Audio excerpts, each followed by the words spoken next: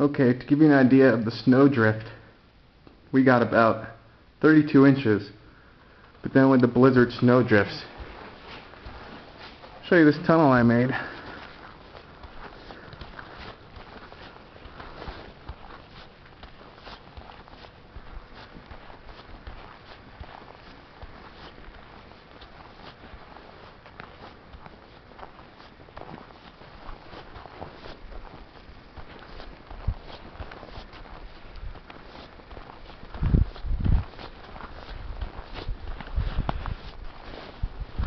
And we're at the end of the road. There you go. About 4 feet of snow at the highest point.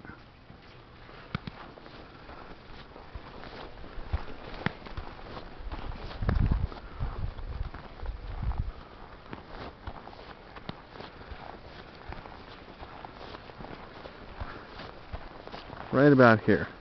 This sucks.